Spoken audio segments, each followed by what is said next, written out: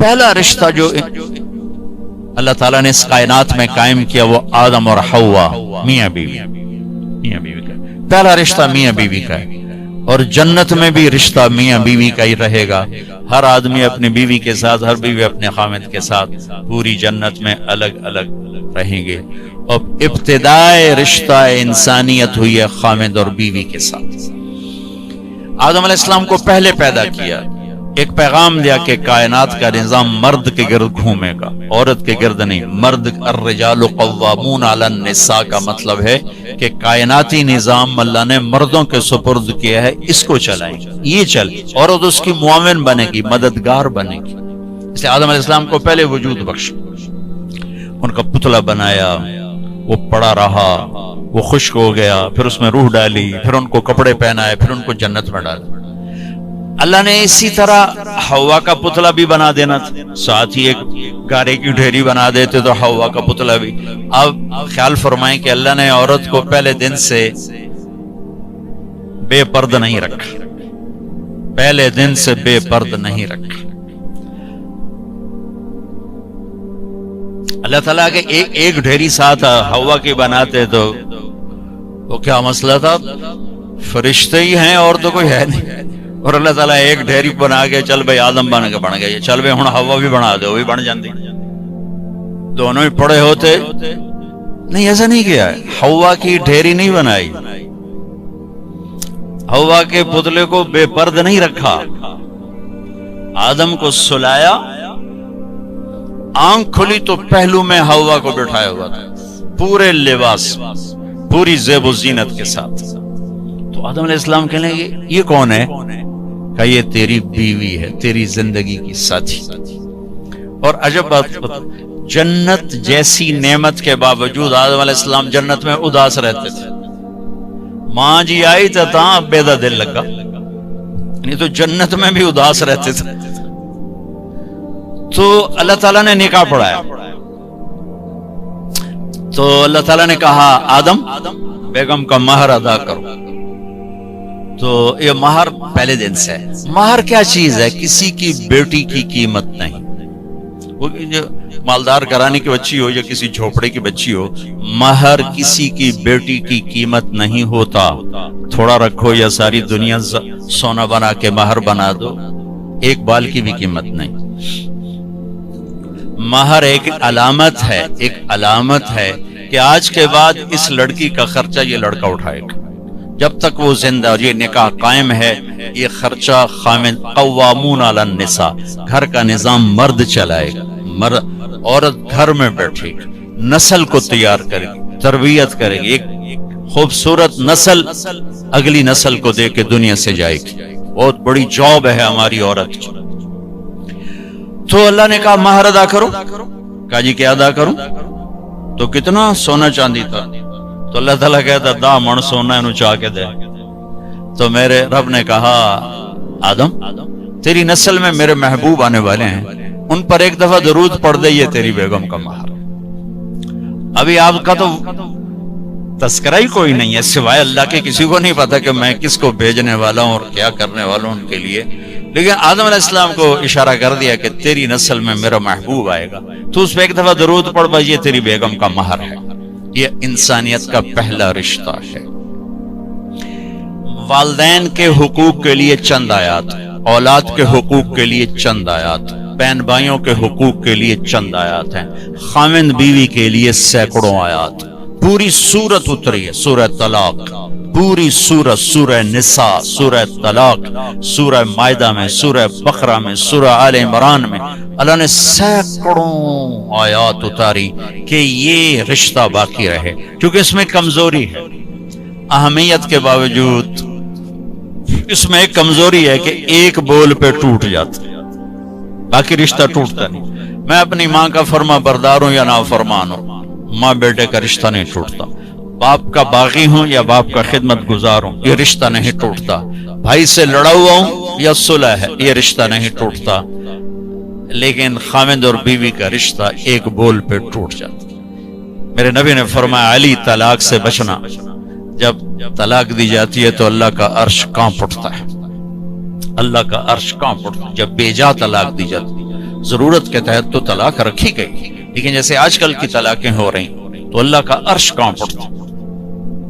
میں اسلام آباد سے آ رہا ہوں تو وہاں ایک بچی ملی مجھے، کہا کہ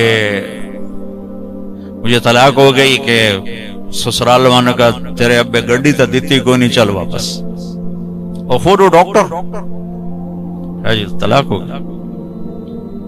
تو اس طرح جب ظلم و ستم ہوتا ہے تو پھر اللہ کا عرش کانپ اٹھتا ہے۔ تو یہ رشتہ کیسے گزارنا ہے کہ زندگی خوبصورت ہو جائے؟ کیونکہ میری بات سن لیں غور سے، آپ مالدار لوگ بیٹھے ہیں، پیسے سے آپ زندگی کو خوبصورت نہیں بنا سکتے، گھر خوبصورت بنا سکتے ہیں، گاڑی خوبصورت لے سکتے ہیں، زیور خوبصورت خرید سکتے ہیں، زندگی کی خوبصورتی کا تعلق ان چیزوں سے نہیں ہے۔ زندگی کی خوبصورتی صرف میرے نبی کی غلامی میں۔ نبی پاک صلی اللہ علیہ وسلم ایک پاکیزہ زندگی لے کر آئے، جو اس کے پیچھے چلے گا اس کی زندگی میں حسن آئے گا، جمال آئے گا، کمال آئے گا، باقی ویرانیوں کے سوا کچھ بھی نہیں۔ تو میرے نبی نے 11 گھر آباد کیے ہمیں زندگی سکھانے کے لیے۔ عورت مظلوم تھی ہر دور میں، آج بھی ہے اور پہلے بھی تھی۔ کہیں عورت بھی ظالم ہوتی ہے، میں کوئی صرف ان کا وکیل صفائی بن کے بات نہیں کر رہا ہوں، لیکن جو معاشرے میں ہے وہ بات کر رہا ہوں کہ عام طور پہ دیہات ہو، شہر ہو، ہمارے یورپ کی عورت تو بڑی بیچاری مظلوم ہے، نہ وہ ماں ہے، نہ بیٹی ہے، نہ بیوی ہے، نہ بہن ہے، کچھ بھی نہیں، ایک ٹیشو پیپر ہے، استعمال کے اٹھا کے پھینک۔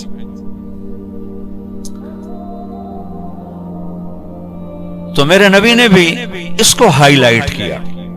آپ تو شریعت لے کر آئے تھے، آپ نے زیادہ اس کو ہائی لائٹ کیا۔ تو آپ نے فرمایا جس کو اللہ نے 3 بیٹیاں دی اور اس نے ان کی شادی کر دی تو جنت میں میرا ساتھی ہو جائے گا۔ تو ایک صحابی نے عرض کی یا رسول اللہ اگر 2 بیٹیاں تو آپ نے جو 2 بیٹیوں کی شادی کرے گا وہ بھی جنت میں میرا ساتھی ہوگا۔ ایک نے کہا یا رسول اللہ اگر 1 بیٹی ہو، اللہ اس کا بھلا کرے، کسی ہوتی ایک، کہ یا رسول اللہ اگر 1 بیٹی ہوگا، جو 1 کی بھی شادی کرے گا وہ جنت میں میرا ساتھی ہوگا۔ ٹھیک، اب 10 بیٹوں کی شادی کرو تو جنت کا وعدہ کوئی، اور 1 بیٹی کی ڈولی اٹھا دو تو میرے نبی فرما رہے ہیں وہ جنت میں میرے ساتھ ایسے ہوگا، ایسے 2 انگلیوں کا اشارہ کہ میرے ساتھ ایسے ہوگا، اس کی کمزوری کی وجہ سے کہ وہ پستی ہے۔ تو میرے نبی نے مختلف مزاج کی عورتوں سے شادی کر کے خوبصورت زندگی پیش کی، نمونہ پیش کر کے تشریف لے کے۔ بچوں سے نسل چلتی ہے، بچے باپ کی جگہ سنبھالتے ہیں اور ان کی شادی کرنے پر اجر ہے، جنت کا وعدہ کوئی نہیں۔ اور بچی پرائی نسل لے کر چلتی ہے، اپنا گھر چھوڑ کے دوسرے گھر چلی جاتی ہے، اور میرے نبی فرما رہے ہیں 3 کی کرے تو ایسے، اور 2 کی کرے تو ایسے، اور 1 کی کرے تو میرے ساتھ ایسے ہے، اور 10 بچوں کی کرے تو اجر تو ملے گا، جنت کا وعدہ کوئی نہیں۔ پھر آپ نے فرمایا جس نے اللہ کو 2، آپ کے نہ فرمایا جس کو اللہ نے 2 بہنیں دی یا 2 بیٹیاں دی، کبھی بیٹی ہوتی ہے بہن نہیں ہوتی، کبھی بہن ہوتی ہے بیٹی نہیں ہوتی، اور اس نے ان کی شادی کی اور ان کا حق ادا کیا تو وہ جنت اس پہ واجب ہو گئی، جنت اس پہ واجب ہو گئی۔ حق ادا کرنے کا کیا مطلب ہے؟ ہمارے پورے بر صغیر میں دنیا کا تو پتہ نہیں ہے، بہنوں کو کچھ نہیں دیا جاتا، صرف جہیز دیا جاتا ہے۔ پنجاب ہو، سندھ ہو، بلوچستان ہو، سرحد ہو، ہر جگہ بہن کو، بہت کم لوگ ہیں جو بہنوں کو باپ کی وراثت میں سے پورا حصہ دیتے ہیں، ورنہ بھائی کھا پی جاتے ہیں۔ ہمارے ہاں تو ذمہ دار جیلی انگوٹھے لگا کے زمین پہ قابض ہو کے بیٹھ جاتا، دینا ہی سوال ہی نہیں پیدا ہوتا۔ اور میرے رب نے جب قرآن اتارا تو بیٹی کی وراثت پہلے بیان کی، بیٹے کی وراثت بعد میں بیان کی۔ یہ عجیب بات ہے، یہ عرب کا دستور تھا کہ بچی کو کچھ نہیں ملتا تھا، سارا بیٹے کا۔ ہندی ثقافت میں بچی کے لیے کچھ نہیں، سب بیٹے کا ہے، بچی کے لیے جہیز ہے بس۔ میرا نبی جو دین لائے اور عرب کا جو ماحول تھا وہ یہ تھا سب کچھ بیٹے کا، تو قرآن یوں سوال اٹھاتا تو پھر بیٹی کو کیا ملنا چاہیے؟ یوں سوال اٹھاتا نا، تو اللہ کہتا بیٹی کو بیٹے کا آدھا ملنا چاہیے. لیکن اللہ نے جب قرآن اتارا تو ایسا خوبصورت انداز میں اتارا کہ اللہ نے یہ سوال اٹھایا کہ بیٹے کو کتنا ملنا چاہیے. بیٹے کو تو مل ہی رہا تھا پہلے، لیکن اب قرآن کی آیت میں پیش کرتا ہوں. قرآن نے یوں سوال اٹھایا کہ بیٹے کو کتنا دیا جائے گا، جیسے بیٹے کا حق ہے ہی کوئی نہیں، بیٹے کو کتنا ملے گا؟ تو اللہ نے کہا للذکر مثل حظ الانثیین، جتنا ہم نے دو بیٹیوں کا حق رکھا ہے اتنا ایک بیٹے کو دے دیا جائے. حالانکہ ماحول کے مطابق ہونا چاہیے تھا جتنا ہم نے بیٹے کا حق رکھا اس کا آدھا بیٹی کو دے دیا جائے. میرے رب نے کہا جتنا دو بیٹیوں کا ہم نے حق رکھا ہے وہ ایک بیٹے کو دے دیا جائے. پورے عرب کی تہذیب پر ہتھوڑا چلایا کہ جس پیٹ سے بچہ نکلا اسی سے تو بیٹی نکلی، جس چھاتی کا دودھ بیٹے نے پیا اسی کا تو بہن نے پیا ہے، اسی کا تو بیٹی نے پیا ہے. جس چھت کے نیچے بچہ پروان چڑھا اسی کے نیچے تو بچی پروان چڑھی، جس گود میں بیٹا پروان چڑھا اسی گود میں تو بیٹی کھیل کے پروان چڑھی. اور دوسرے گھر جا کر تم نے اس کا حق اڑا دیا. چور چوری کرے تو پکڑ کے تھانے دیتے ہو، یہ جو سارے بھائی چور بیٹھے ہیں ان کو پکڑ کے تھانے کیوں نہیں دیتے ہو؟ جنہوں نے اللہ کی شریعت کو یوں مذاق اڑا کے رکھ دیا.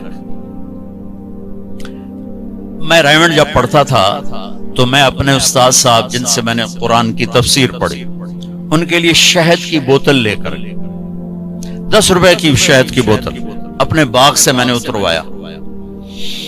میں نے پیش کیا کہ استاد جی آپ کے لیے شہد لایا ہوں. کہنے لگے کہاں سے لائے ہو؟ میں نے کہا جی میرے اپنے باغ کا ہے. اب آپ سوال پہ غور کرو. فرمایا تیرے باپ نے اپنی بہنوں کو وراثت میں سے حصہ دیا تھا؟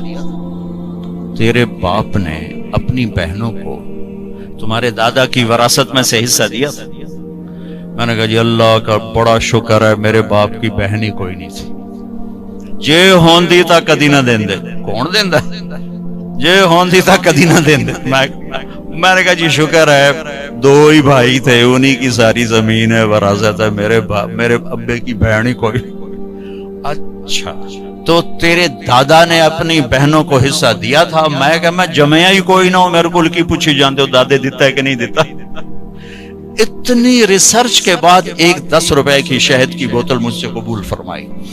کیا مطلب تھا اس سوال کا کہ اگر تیرے باپ کی کوئی بہن ہے اور اس نے حصہ نہیں دیا تو یہ شہد میرے لیے جائز نہیں ہے، اور اگر دیا ہے تو پھر ٹھیک ہے لے میں رکھ لینا. جب میں نے تسلی دی جناب میرے ابے دی کوئی بہن کوئی ہیں 2 بھرا ہیں بس اور کچھ، میں کہا اچھا ٹھیک ہے اب رکھ دو. اللہ نے اتنا حق رکھا چونکہ کھا جاتے تھے دیتے نہیں. اور آج بھی یہی دستور ہے کہ بیٹی کے لیے کوئی جہیز ہے باقی کچھ بھی نہیں. مجھے آپ کے شہروں کا نہیں پتا، میں اپنے دیہات کی بات کر رہا ہوں. ہمارے دیہاتوں میں نہیں دیا جاتا، ظلم و ستم ہے. پھر یہی میرے نبی نے فرمایا بیٹی کا پیدا ہونا عیب تھا عرب میں، تو میرے نبی نے فرمایا اللہ نے جس کو پہلی بیٹی دی بیٹا نہیں دیا اور اس نے خوشی کا اظہار کیا تو آسمان سے ایک فرشتہ اترتا ہے جو بچی کے اوپر اور بچی کی ماں پر اپنے پر پھیلا دیتا ہے. زمرد کے پر ہوتے ہیں اور وہ کہتا ہے جو تم دونوں پہ خرچ کرے گا اللہ اس کا ساتھی ہو جائے گا. جو تم دونوں پہ خرچ کرے گا اللہ اس کا ساتھی ہو جائے گا.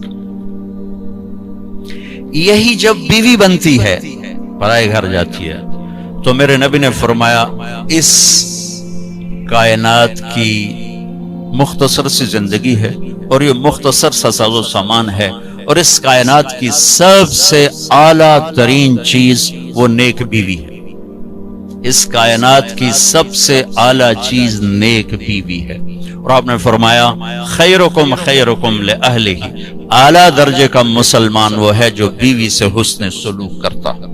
اور پھر آپ نے فرمایا انا خیرکم لأہلی، اور میں تم سب میں سب سے زیادہ اپنی بیویوں کے ساتھ حسن سلوک کرتا ہوں.